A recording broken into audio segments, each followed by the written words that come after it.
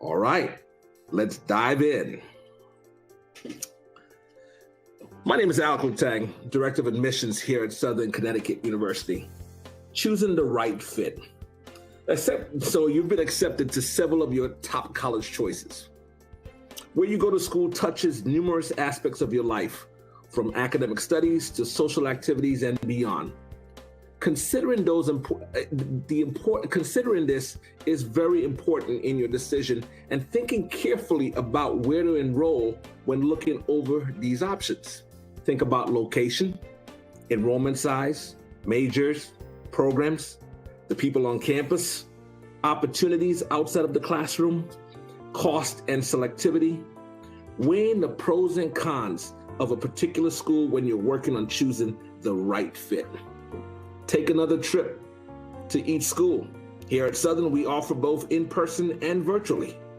Ask anywhere between 10 to 15 detailed questions, and don't leave without any of your questions answered. Focus on your end game. Ask yourself where you want to be in 4 years. Research the various departments or programs that you're interested in. Are faculty actively engaged at school and in the field? I hope you join one of the other sessions tonight, because you will hear about just how engaged our faculty are and how much they want you to be a part of that. Visit the various college websites and reach out to those faculties for more information. Investigate job connections. One reason you go to college is to set yourself up for a job. So consider each college career center, right? Ask questions about job fairs, on-campus interview opportunities, and even the counselor-to-student ratio. Make sure that the resources are sufficient to give you the help you'll need. In this process, embrace the admissions experience as a chance to grow and learn together. Taking time to support, encourage, trust, and lift one another up during this process. Compare your financial aid awards. It's wise to look beyond the tuition and see what other fees apply. Also, understand the difference between free money such as grants and scholarships and loans, which you'll have to pay back eventually. It is my pleasure to introduce you to Ms. Wanda Negron from our financial aid office, who will talk to you a little bit more about that financial aid option in next steps. Good evening, everyone, and welcome, future owls. We're so happy to have you join us this evening. And today, I just want to go through with you the steps, next steps in financial aid as you apply and you start to receive your financial aid awards. The first step is filling out the free application for federal student aid, which is the FAFSA form.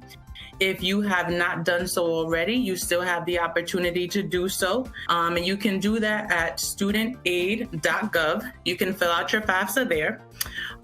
Once you fill out your FAFSA, that is what allows us to offer you a financial aid award in any school that you're applying to. About a third of FAFSAs are selected for a process called verification. If you're selected for verification, you will be contacted by Inceptia, and they are the third party that processes our verification. So if you have received communication from them, it is not a scam. It is legit. You just go on there, you're going to create a username and password, and you're going to follow the verification requirements. That would be step one.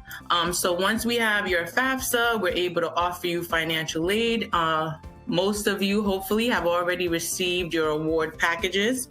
And I would like to help you understand your award and accepting your award. So if you've received your award, you've probably noticed you have a combination. Usually financial aid awards consist of grants. It could be the federal Pell Grant, institutional grants, then followed by your federal loans. So anything that's a grant or a scholarship, you don't have to pay back. That is free money to you to help you go to school. Your federal loans, you're going to have a combination of subsidized loan and unsubsidized loans.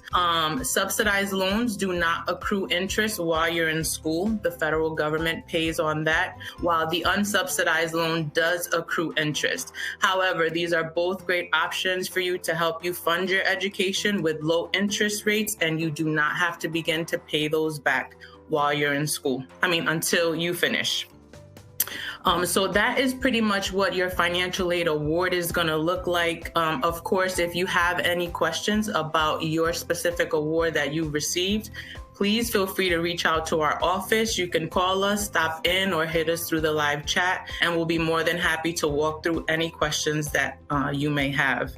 The next subject that I want to talk about is enrollment and housing status. So when you're offered an award, it is based on the housing status that you indicated on your FAFSA. So if you indicated that you're going to be living on campus, we're going to offer you an award based on your housing status of living on campus. If you indicated that you're living off campus or with parent, the same, your financial aid award is going to reflect that. So if at any time you want to make changes to your housing status, it's very important that not only you let Res Life know, but you also let our office know, because that can create a change to your financial aid award. Just a little tidbit that I like to make students aware of. And then any additional aid options. So your financial aid award most likely will not cover the entire cost of your tuition and housing. So we want you to know that there are additional aid options out there available. There is the Federal Direct Parent Plus loan, and that is available to parents where you can borrow. They can borrow on your behalf to help assist with the offset from your tuition and your bill. There are alternative loans available, and we do have a, through our Southern website, you can go on there and it can give you an option of different alternative loans out there, and it'll show you the interest rates, the requirements, so you can, it'll help you in assisting which loan will be best for you. Student Accounts offers payment plans, of course, and then most importantly, our scholarships. This is your time right now. This is a time right now where a lot of scholarship applications are available. The deadlines are coming up. There's tons of free money out there, guys. So make sure that you are taking advantage of any applications your counselor sends out to you, your communities, the local clubs, supermarkets, because there's a lot of free money out there. So make sure that you just apply to those. And the last piece that I want to touch on is special circumstances. As you know, we're living in some crazy times. I commend you all for continuing on. I know this senior year has had to have been a rough one for you guys, but you are pushing through, you're resilient. And we understand that special circumstances have happened, and life has changed, circumstances have changed. So while the FAFSA requires you to enter your information for 2019 as it is, if you've had a change in your family circumstance, whatever the case may be, we encourage you to reach out to us directly so that we can walk you through on the next steps and see if you have any other options available to you. So with that, that is all that I have to cover today for financial aid. I am happy to present to you Liz from Res Life, who will be talking to you about how awesome it is to live here on campus. Awesome. Thanks, Wanda. Hey, everyone. Good evening. My name is Liz Sacaricia. I am the Housing Assignment Coordinator for the Office of Residence Life. I also am a previous OWL. So I graduated from Southern. I won't say the year. It wasn't too long ago. But I'm a proud Southern OWL. And I hope you all choose to go here. I'm excited. So I'm going to talk a little bit about housing and why it's amazing and why it really does really make your experience at Southern even more impactful when you live on campus. So some of the awesome things that we have, and we always like to highlight, is that we're really in the center of so much. So we're right near New York and Boston, and we're really in the city of New Haven. So talk about, Alec already talked about it, but pizza, that's the main thing. Students come here, they want to eat everywhere, try all the different pizzas. We have programs around that too. So sometimes we'll bring all of those pizzas to campus. We'll do like taste testings. those types of things. The biggest thing that we like to highlight, though, is our student leadership opportunities. So when you start to live on campus, you start to get involved. And when you start to get involved, you really start to find an interest. And once you do, there's something on campus for you. So whether you work in our office, Alex's office, Wanda's office, Sal's office, we all have student employee opportunities that'll help you grow and connect on campus. And when you start working on campus and getting to know everyone, that's when you really find your passion. So whether you're going to school for teaching, there's still an office or an opportunity on campus for you to get involved and connect that classroom experience with that student experience. And living on campus highlights that even more, because when you're here, you're getting more in touch with that experience because you're living here, you're sleeping here, you're eating here, you're doing all those things here with us on campus. And we really try to have programs and initiatives to really gauge what your interests are and then match you to them. So some of the things we do right in your residence hall once you live on campus is our RAs put on programs almost every night and on the weekend. So they're a range of how to do your laundry. Maybe you're someone who hasn't had to do that yet, and you're going to come to school and learn how to budget your balance or how to grocery shop. Those are all things we might help you with. But then we do really fun things like tie-dye. We have ice cream trucks come on campus. We go to the movies. We go to laser tag. So there's lots of other opportunities that we do as well. And those are all some of like the really fun, exciting things we do on campus, but we also offer things like tutoring right in some of the residence halls. So if you're struggling with a class, instead of having to, connect with a tutor in the library or across campus, we offer that right in our halls sometimes. So that's another way for you to connect and have support. Other than RAs, we also have, they're called residence hall directors. So they live in the buildings as well. And they're there to kind of help and support you and guide you through that experience as well. So whether you're struggling with academics, with finding a job, with mental health, wellness, working out, fitness center, all of those things are things that our office can connect you with. Another awesome thing that we provide that I always like to highlight is that we have what we call living learning communities. So if you're a student who is coming to Southern to be a nurse and you really want to gear your experience to that, one of our residence halls is designated as health professions. And so students who are in nursing or public health, they all live together, they take a class together, and they get that one-on-one experience with an advisor. So it's a little tweak to everyone else's experience where you're more engaged in that living and learning environment. So we have things from health professions. We have a first generation. So that's students who are either first in their family to finish or start college. We have a whole couple floors in Wilkinson Halls is designated to students who are undecided on their major. So if you're not sure what you want to do yet, neither is anybody else on your floor. And so we gauge those programs to all different majors and opportunities to start connecting you to figure out what is it I want to do and why am I here at Southern. We have global living, which is for students who are interested in learning about other cultures. And then it also houses all of our international students. So you can live with students from other places. And we have students from Germany, England, Spain, Australia, China, really all over. Students come and live with us and have that experience as well. We also have sustainability. So if that's a passion of yours, that community is geared towards learning things through that initiative. And then all of their programming is geared to that too. And then we have a handful of other like transfers. If you're transferring in, that's another great opportunity to be with other transfers. And so you're getting that experience maybe as a sophomore with other students. And so those are some of the things we like to highlight that really make your experience stand out a little bit more. And so the last thing I want to talk about is just kind of the housing application, the deposit and room selection. So those things are actually live now. If you go through your admissions portal and you hit your next steps checklist, you can actually link directly to how to pay your deposit and apply for housing. And then we'll have information on how to match with a roommate and select your room forthcoming. That probably will be more towards May, but you actually are able to pick where you live and who you live with. So you get to really gear your experience towards what you're looking for. And I know Wanda had mentioned it, but we're always available. So just like every other office, our live chat feature, email, you can call us, any of those options. We're always here to answer your questions. And now I probably talked too fast, so sorry. But now I'm going to turn it over to Sal, who's going to talk about all the awesome things that orientation has. Thank you, Liz. Hello, everyone. My name is Sal Riz. I serve as a director of orientation, transition, and family engagement. And I use he, him, his pronouns. And while Liz did not tell you when she graduated from Southern, I'm going to tell you. I graduated from Southern in 1998, and I found a way to stay. And I think somebody asked the question, what makes your school stand out more than others?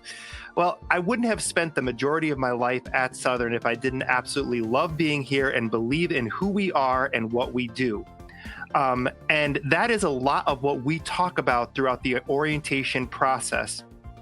So one of the challenges that many students and their families face when they join the Southern community is transitioning or acclimating to college life, both for college students and for college parents. Regardless of how many students are attending college and how many families have how many students attending college, it is difficult to be able to transition to a new place and learn a new way, a new culture. That's kind of what we do. And we do so in thinking about all of the anxieties and challenges and aspirations and successes and goals that our students have and their parents have and families have for them, and help them work through achieving those from the very, very beginning. One thing that I want to mention is that orientation is more than just a program. And as much as I feel like I say this way too often, it is much more than a tour. It is a comprehensive process that takes place over a long period of time. It's not just about coming to campus one time and going to a program.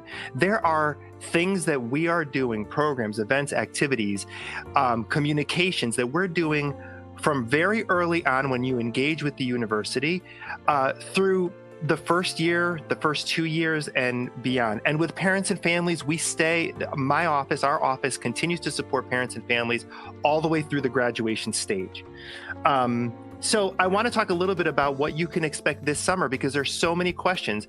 And I'm going to be honest, we know most of what's going to happen, but we have not finalized everything. I want to be clear, but this is what we do know.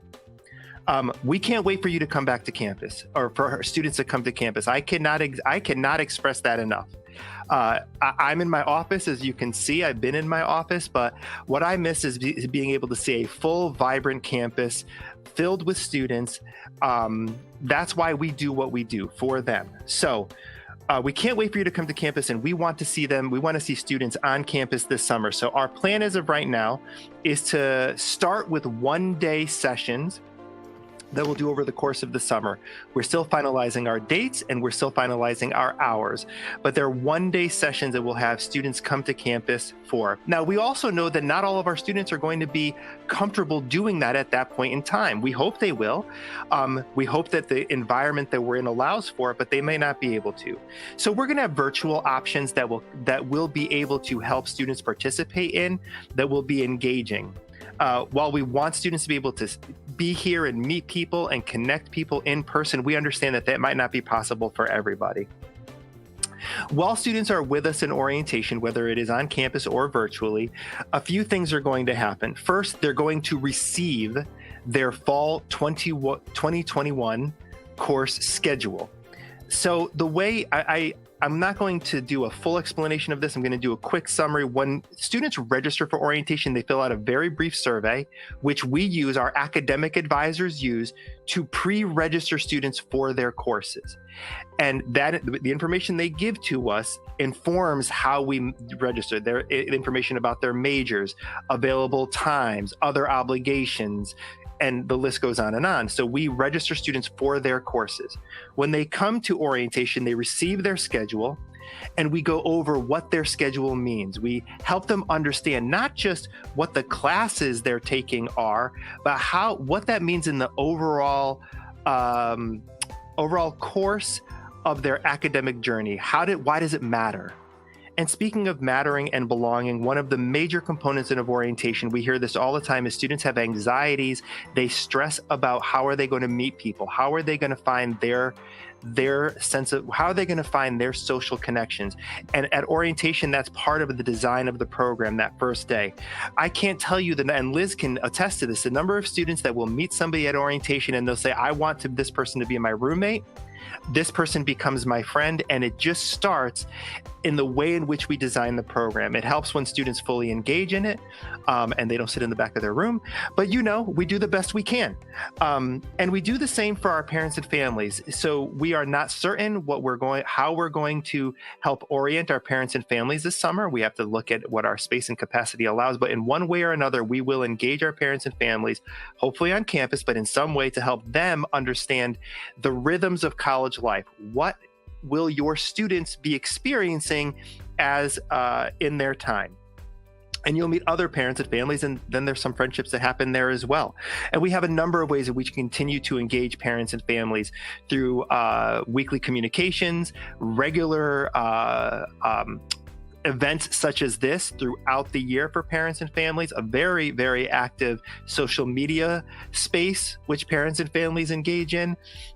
So there's ways in which we help all of you meet each other and discuss and continue the conversations about how you can help your students, both with our support and with the support of each other. And we want students to help find their way, expose them to the countless resources. Someone asked about tutoring and is it free? It's not just tutoring, it's coaching, academic coaching. It's an entire center with hundreds and hundreds of academic specialists, both students and professionals that are there to help students achieve their goals. If I had to tell you one of the things that is most frustrating as a professional here at Southern is not the lack of resources, because we have so many resources. It's the lack of students that engage in those resources. As much as we reach out to them and say, we're here to help, we need students to engage in those. It goes back to what do I believe makes our school stand out? It's the way in which we engage with all of you, the way in which we have a hospitable and a welcoming, accessible environment. We want every student, regardless of where they're from, to feel as though they belong on our campus. That's what we want. We want them to leave orientation feeling that they have found their place and that they want to be here, not just to earn a degree, but to be here to be a Southern Owl and to fully engage in the college process. Now, I can go on what happens beyond the summer. But what I'll do is I'll just say that that we will not stop. We will continue to provide programs, activities, and opportunities for people to engage with us and with each other. Now, where we go next with this, for our perspective, is once a student confirms their enrollment and they have access to what's called Next Steps, which is in the admissions portal, they'll be able to work through some of these processes, one of which is to apply for housing, one of which is to register for orientation.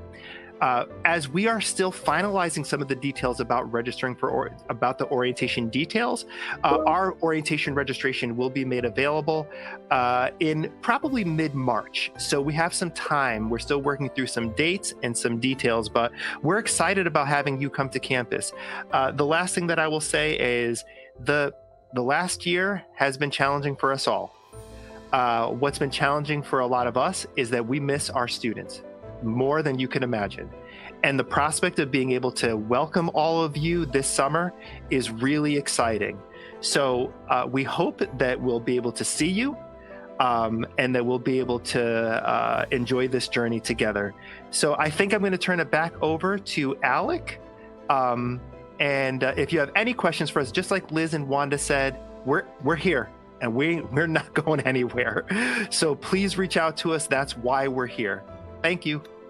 What makes, Emma says, what makes your school stand out more than others?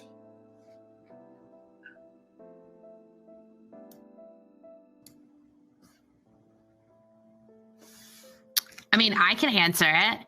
Of course, I will always say one of our biggest things that rivals a lot of schools, in my opinion, is our robust LLC program, which is the Living Learning Community Program. A lot of schools are starting to have them, but we've really worked hard to have them, but not only just have the living piece and the class piece, but we connect you with an advisor. So you're living there, you're living with someone that you're taking 2 classes with, and you all have a common interest, which really, I think, amplifies your experience. So that's a housing plug. Personally, I went there and I had such a great experience. I originally was a commuter, and the first couple weeks when I was walking through campus, I was like, I have to be here. And so I started living there, and I lived there for 4 years. I was an RA there. I was an athlete. It was just an all around great experience. And really, like Sal, just didn't want to leave. So when I graduated, I figured out what can I do and how can I stay here? And so I've been here working for almost, I think 8 or 10 years. So I love it. So you'll meet forever friends. It was just a great experience for me. Alec, I'm just going to say something I know that I like to talk a lot, but I will try to keep this short.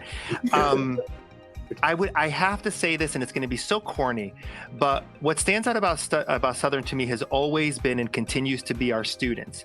And I know that's corny, but the thing about our students is it's the breadth of diversity in so many ways. It's the students from different communities within the state, the region, and beyond that represent all facets of life. And they come together and they're working towards common goals. But often what I say about Southern students is they're not afraid to work hard. For some students, it's a little bit more challenging than others. And we know that, and we're here to support them. So whether you are a high achieving student or you're a student that maybe did have a tough time in high school or wherever you're coming from, there's a place for you here. And that's why, like when Liz says we wanted to stay, the reason that I stay is because I believe in who we are and who our students are. And I feel there's something special about them. Awesome. Are there opportunities for commuter students who won't be living here on campus? Yes, tons. Everything we offer in Residence Life, it's either offered somewhere else on campus, but almost a lot of what we do offer, we do loop in our commuter students as well in some capacity or way.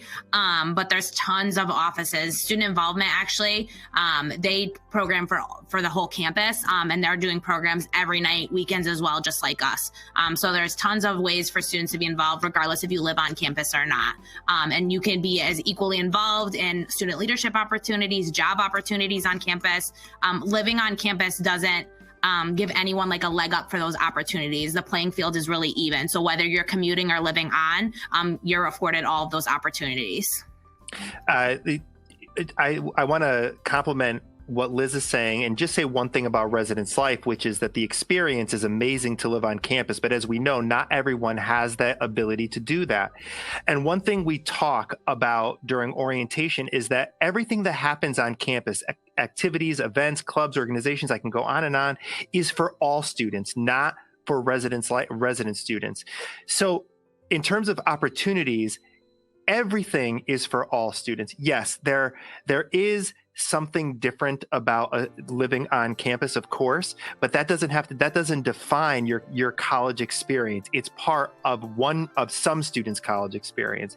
I've known students that have been both commuters like I was and residential students like I was at one point, and it's just a matter of how you choose to engage in your experience, not in terms of the circumstances that should dictate what your college experience will be. Awesome. One of the questions that was posed was, when should I submit my deposit?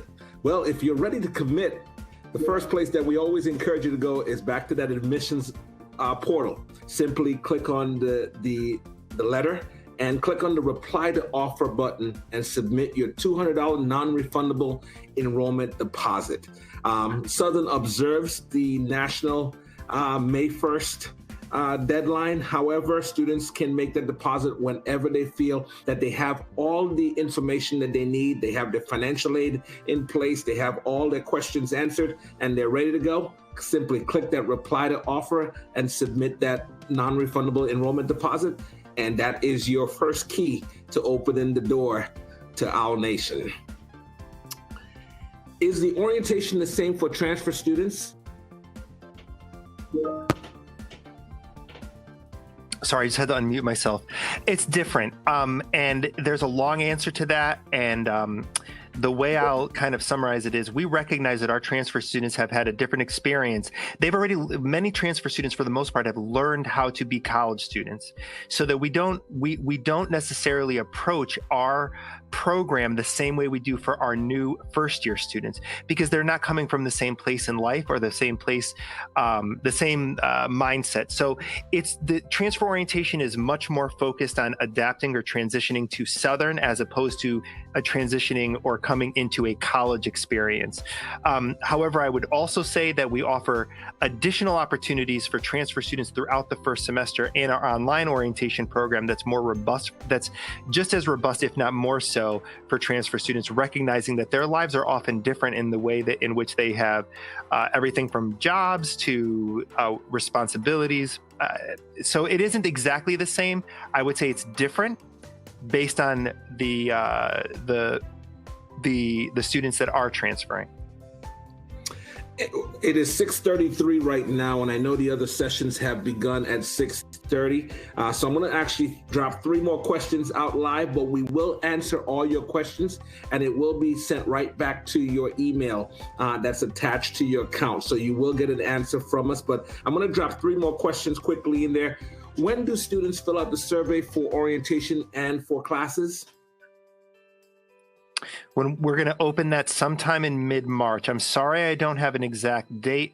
I would after March 22nd, it will be live, and at that point in time, you'll be able to register for orientation, which includes filling out your survey. To add one thing to that, Alec, though, registering for orientation will prompt us to register for your fall classes, but that registration process will not happen until, in terms of registering students for their classes, just so that I make sure that there isn't this understanding that I register for orientation, I get my classes the next day. That'll happen very, very late in May and into early June. So I just want to make sure that people have an honest timeline. Awesome. And Wanda, I got my acceptance mid-November, and I still have no idea about my financial aid. When will our financial aid package come out? Okay, so that is a little concerning to me. If you got your acceptance in November and you did your FAFSA, you should have received your financial aid award by now. So I would encourage you, or when I can also get the question, we can touch base on a personal note and then look into your account just to make sure that we received your FAFSA and nothing is holding up that award process.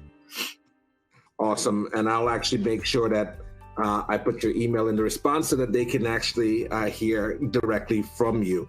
And awesome. Well, I want to thank each and every one of you for joining us this evening. Continue to stay engaged by attending some of the other sessions at this time. If you have any questions, again, you can reach out to us either via the admissions at southernct.edu, or you can reach out specifically to the individuals in Res Life, in orientation, student engagement, and as well as financial aid.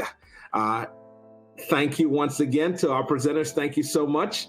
And we look forward to connecting with each of you very soon.